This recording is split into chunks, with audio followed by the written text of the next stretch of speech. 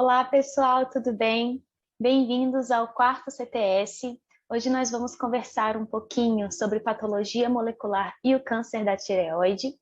Me chamo Lígia Canongia, sou biomédica e atualmente doutoranda pelo programa de pós-graduação em Ciências e Tecnologia em Saúde. Para a gente conversar, então, um pouquinho sobre esse assunto, é interessante lembrarmos alguns conceitos breves sobre a glândula tireoide. A glândula tireoide, então, ela é formada por folículos tireoidianos e analisando de forma isolada esses folículos, percebemos que eles são formados por células foliculares. E essas células foliculares que serão as responsáveis, então, pela produção dos hormônios triiodotironina, T3, e tiroxina, o T4. E, além disso, nós também vamos ter células parafoliculares, ou células C, que são responsáveis pela secreção do hormônio calcitonina. E a calcitonina ela é interessante porque ela consegue regular o excesso de cálcio na nossa circulação sanguínea. Se existe um excesso de cálcio, a calcitonina consegue, por exemplo, retirar esse excesso de cálcio e depositar nos ossos. E caso alguma dessas células foliculares ou parafoliculares sofram alguma alteração mutagênica, né, alguma alteração no seu processo de divisão celular que o torne exacerbado, esse indivíduo, então, pode gerar o câncer da tireoide. E esse câncer da tireoide, ele pode ser dividido em 3 principais grupos, sendo o primeiro o câncer bem diferenciado, conhecido como carcinoma papilífero e o carcinoma folicular, o câncer pouco diferenciado, que compreende o carcinoma medular, e o câncer desdiferenciado, que vai compreender o carcinoma anaplásico, sendo que quanto pior a diferenciação celular, né, quanto a célula perde mais sua diferenciação, pior vai ser o prognóstico desse indivíduo. Mas e aí? Qual que vai ser a etiologia desse câncer da tireoide, né? O que causa esse câncer? É importante a gente pensar que o câncer da tireoide ele é uma doença multifatorial, ou seja, vai ser uma associação entre fatores genéticos e fatores ambientais. Quanto aos fatores genéticos, é muito importante a gente lembrar dos polimorfismos genéticos, que são mutações presentes em pelo menos 1% da população. E dentre esses polimorfismos, nós temos o polimorfismo de nucleotídeo único, SNP. Esse SNP ocorre quando tem apenas alteração de uma base nitrogenada no material genético. Então, se o indivíduo ele era para ter uma adenina, ele vai ter uma guanina naquele lugar, por exemplo. E mais ainda, quando a gente fala de câncer da tireoide, um processo fisiológico muito comum é a apoptose. Lembrando que a apoptose é aquela morte programada das nossas células. Imagina então, uma célula da tireoide que está programada para morrer em uma certa data, tem alguma mutação gênica, tem algum polimorfismo em um gene que regule essa apoptose. Será que vai favorecer a ocorrência desse câncer? E é exatamente isso que a gente estuda, tá certo? Avaliando um gene pró-apoptótico, conhecido como BAX, e esse gene vai codificar a proteína BAX, a gente consegue, então, pensar já em uma associação entre fatores genéticos e a ocorrência do câncer, ok? Esse gene BAX, ele está localizado no nosso cromossomo 19, no braço longo, na região 1, banda 3 e subbanda 3. E analisando esse gene BAX, nós conseguimos estudar um polimorfismo, tá certo? Um polimorfismo na região promotora desse gene, na região menos 248. E nessa região promotora, nós temos um SNP. Ou o indivíduo tem uma guanina neste alelo, ou ele tem a mutação, né? Uma troca de base e aparece uma adenina. Tá joia? Lembrando sempre que nós temos 2 alelos para esse gene. Um alelo que foi herdado lá da sua mãe e o outro alelo que foi herdado do seu pai. Então, vamos pensar o seguinte.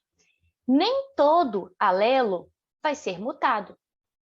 tá? Então, a gente pode ter um alelo com a presença de guanina e o outro alelo com a presença de adenina, ou até mesmo os dois alelos iguais, da seguinte forma. Nesse primeiro exemplo, nós temos dois alelos com guanina, né? Então, esse indivíduo é o que nós chamamos de homozigoto.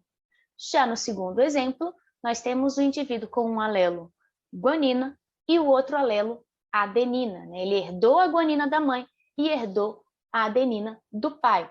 Esse indivíduo ele vai ser heterozigoto. E no terceiro exemplo, nós temos novamente um indivíduo homozigoto, né, igual nos dois alelos, mas neste caso ele é um homozigoto mutado, um homozigoto polimórfico, pois ele tem a presença da mutação nos dois alelos. E aí, discutindo, né, essas diferenças polimórficas nos diferentes alelos para o gene Bax, que é um gene pró-apoptótico, a gente já começa então a pensar: será que dá para estudar alterações gênicas e associar com câncer da tireoide? E eu te digo que sim, tá joia? Através de algumas técnicas para conseguirmos estudar este polimorfismo. Primeira coisa que a gente precisa é o DNA do indivíduo, certo? Então, eu vou atrás de um indivíduo com câncer de tireoide e faço uma simples coleta de sangue periférico desse indivíduo. Neste sangue periférico, nós vamos atrás das nossas células leucocitárias, que são as nossas células ricas em DNA, e fazemos uma extração desse DNA das células, certo? Importante uma coisa, nessa extração de DNA, nós não conseguimos ver o DNA extraído. E aí, o que a gente faz? A gente tem uma técnica muito interessante, né, conhecida como eletroforese, onde realizamos um gel de agarose, depositamos esse DNA que foi extraído nesse gel de agarose, certo? Esse gel vai para uma cuba de eletroforese. Essa cuba, ela em um polo, ela é negativa e no outro polo, ela é positiva. E graças a uma característica intrínseca do DNA, ele tem um grupamento fosfato negativo, esse grupamento fosfato ele vai ser atraído para o polo positivo. Então, o nosso gel de agarose vai formar bandas de DNA. E cada uma dessas bandas é um paciente diferente. Ótimo, beleza. Extraímos o material genético do indivíduo, do paciente com câncer da tireoide. E aí, como que eu vou avaliar o gene Bax, aquele gene pró-apoptótico? E ainda mais, como que eu vou saber se o alelo é uma guanina ou se o alelo é uma adenina? Vamos continuar. A próxima etapa é partir para uma reação de amplificação desse material genético, utilizando a técnica de reação em cadeia da polimerase, que é a PCR, e nessa técnica eu consigo, dentro daquele DNA todo, amplificar apenas o gene que eu quero, o gene Bax. Então, após a amplificação do gene Bax, nós conseguimos uma banda, né, um amplicon de 109 pares de base. Excelente! Já tenho, então, todos os meus pacientes com câncer de tireoide, eu vou avaliar apenas esse gene Bax. E agora, esse indivíduo, ele tem um alelo com guanina ou um alelo com adenina? Passamos para a próxima fase, que é onde vamos trabalhar com enzimas de restrição, utilizando a técnica de RFLP, né, o polimorfismo de comprimento de fragmentos de restrição. E é muito interessante. Vamos só lembrar que esse polimorfismo eu vou ter uma troca de guanina por adenina, tá? Então, um alelo ele vai ter uma guanina ou uma adenina. E é interessante que essa enzima de restrição, deste exemplo, MSP1, quando ela encontrar a guanina, se essa enzima ver a guanina, ela vai criar um sítio de restrição e ela vai cortar aquele alelo. Quando ela corta o alelo, ela gera 2 fragmentos. Joia?